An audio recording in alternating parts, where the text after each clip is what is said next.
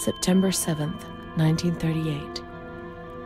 The patient frequently indulges in recriminations expressed in an explosive tone of voice. This morning she threw away the milk, saying it was full of urine, spittle, and all kinds of other filth. Crazed, she hears voices that order her to do things. She says she heard children singing and that they were locked up in a school. January 20th, 1939. Introverted, dazed, cannot focus on anything. When questioned and stimulated, she starts crying and weeping. At other times, she laughs. June 1st. Apathetic. Eats very little. She refuses to be touched. Does not respond. Spends her time in the grounds. The cooks report that she sits on a bench in front of the kitchens. October 14th. Return of impulsive behavior. This morning she asked for 2 eggs to make zabayoni, but when she got them, she threw them up in the air. Excited, clamorous, slightly confused, takes her clothes off. December 8th. Tied to bed for 15 days. High-spirited, tends to make witty comments and use vulgar words, laughs hysterically and pleasures herself. The nurses report that about 2 weeks ago she remained in the showers on her own and didn't want to leave. They said that when they took her away, she swore at them and then lashed out and bit them. 2 nurses had to be treated for their injuries. They've kept her tied to the bed since then. Transferred to the slightly agitated ward, from the care of Dr. B to the care of Dr. C. I was with Amara in the showers. My memories are terrifying. They're not real, are they?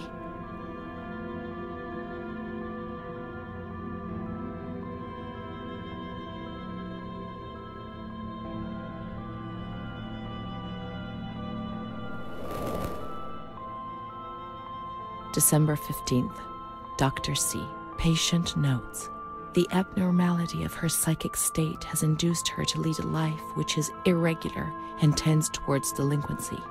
Of fickle and flighty character, she regularly discards her household duties and engages in occasional prostitution. Prostitution? No one would have ever believed a lunatic, let alone a lunatic who lives in the worst sort of sin. Could such a person ever have been subject to sexual violence? Certainly not. Her mental deficiency makes her deaf to the reprimands of her family. She has shown suicidal tendencies. She was brought to the ward yesterday, agitated and hysterical. Treated with cardiazol, 2 injections a week for 5 weeks. They were only trying to confuse us with the therapy, and my God, they succeeded. It was as if they wanted to instill the madness into us.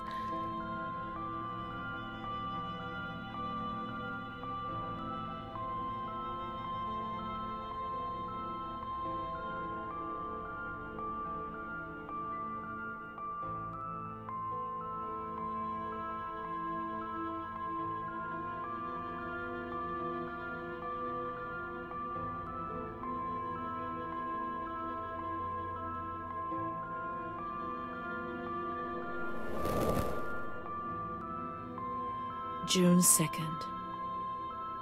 After a long period of calm and improvement, the patient is very agitated today and vehemently refuses to submit to a gynecological examination.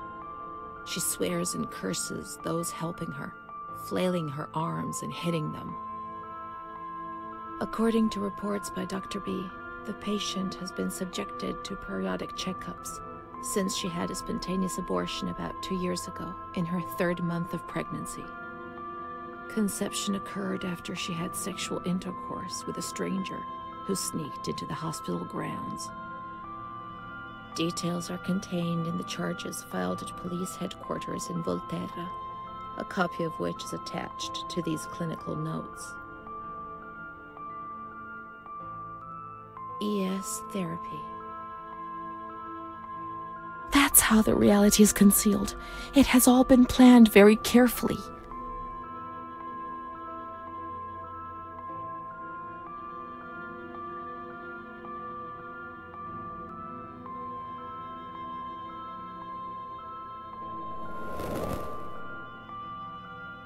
June 13th. The nurses report that she descended into a state of great mental confusion after receiving her mother's letter. She threw her soup over another inmate because she was very anxious, and then punched a nurse. Impulsive, flails about her. She rails against the doctor in vulgar terms while he is examining her, lashes out and spits. Block all correspondence to give the patient no further reason to become agitated. August 20th, tied to bed. The nurses report that the patient is extremely agitated after the visit of a relative or family friend. 2 days later, she is still shouting all the time that he commands her, that she must obey and harm herself, and that she is not Charlotte. All visits forbidden, constrained to bed, and intensification of ES therapy until we achieve results. No contact with the outside. That way nobody knew what was happening within these walls.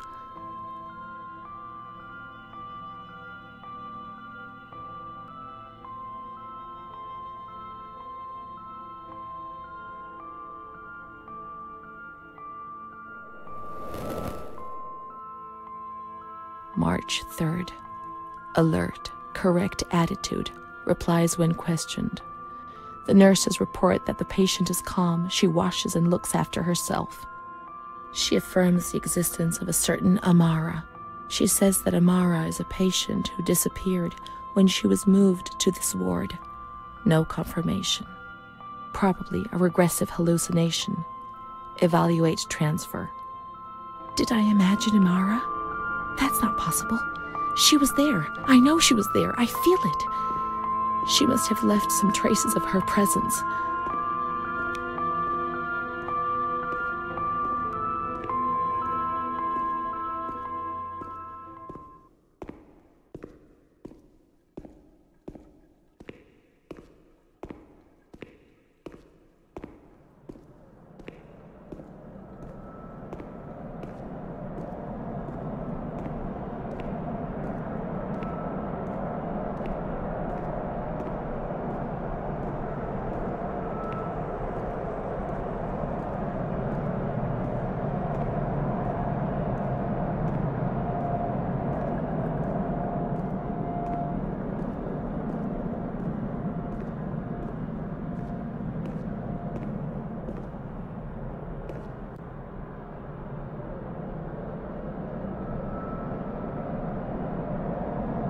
These are Amara's things, I'm certain.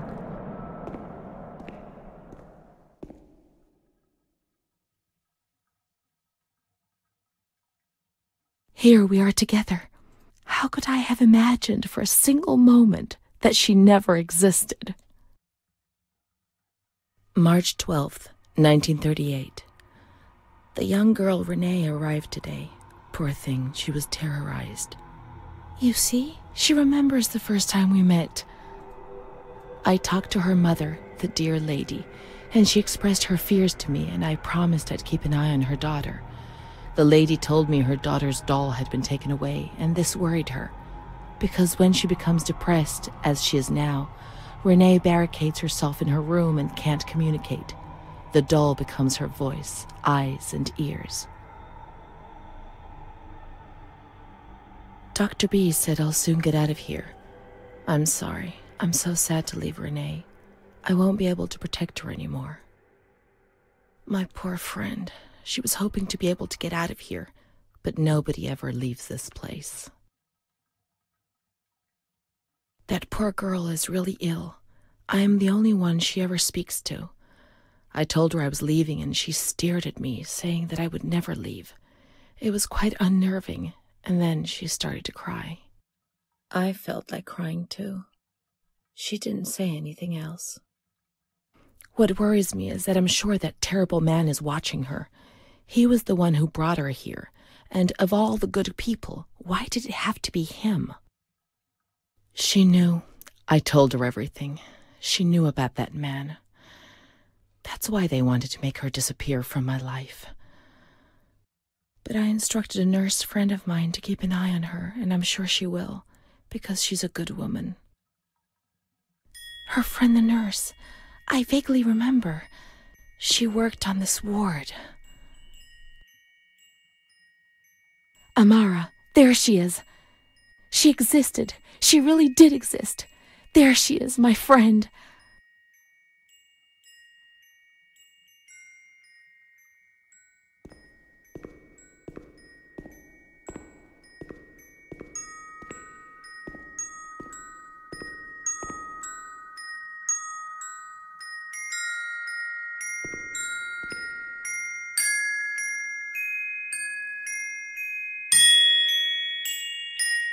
She worked mostly in the Marigliano pavilion.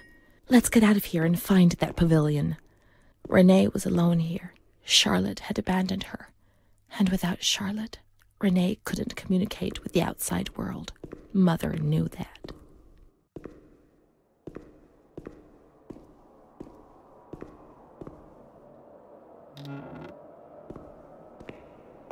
Marigliano was a different pavilion nearby. Let's follow the signs.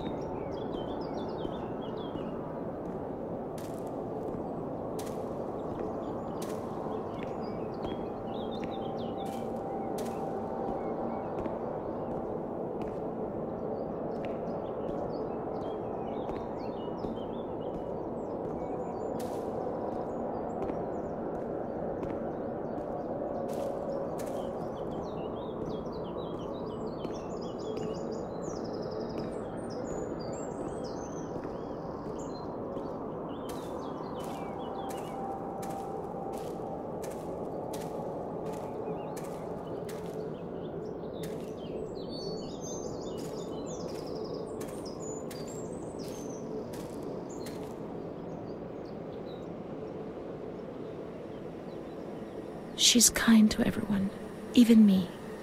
I felt a little better when I saw her. The sick children laughed and played with her. Not even they could frighten me. Don't annoy Renee. She's a princess here. Didn't you know? She told stories. She said there was a war out there. But they stared at me and frightened me.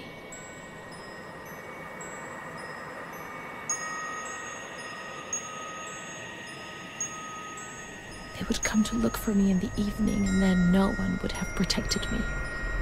Not even you, Charlotte. Am I right?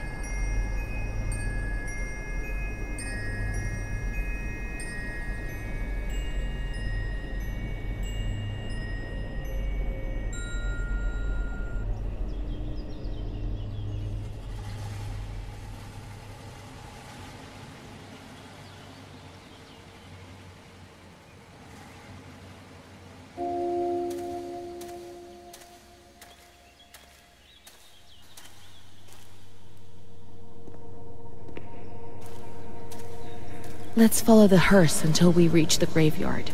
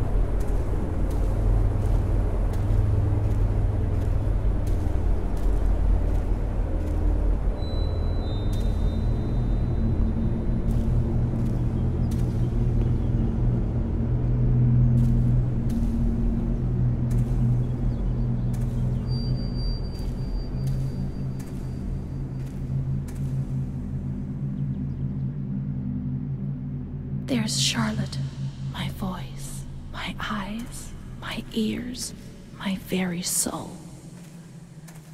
Let's go and play together again.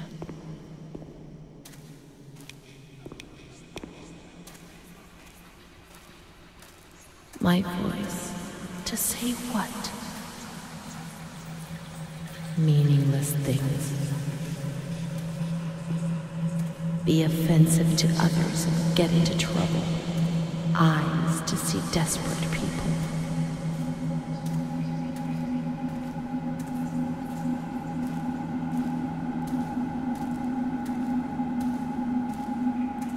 In the mirror, the shadow of my former self.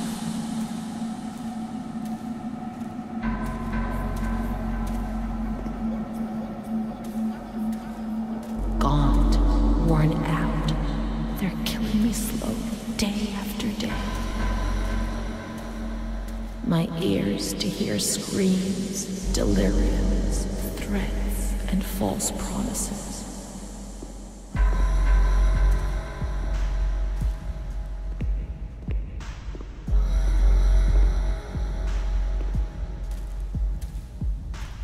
It'll be all right. Everything will pass. My soul, incapable of living, of fitting into a world which it finds alien.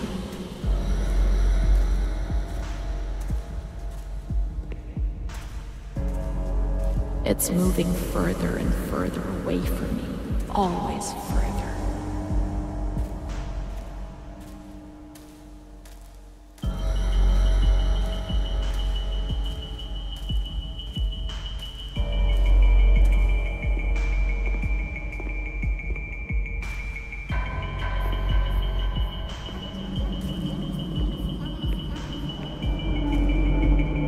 Let's go and play together again.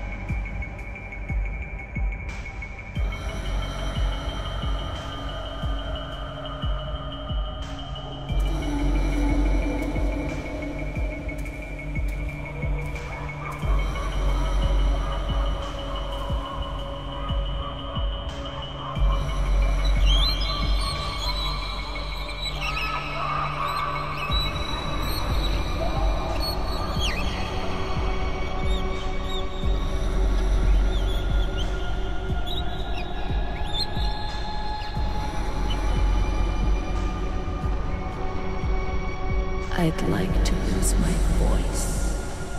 I'd like to lose my eyes. I'd like to lose my hearing. I'd like to lose myself forever.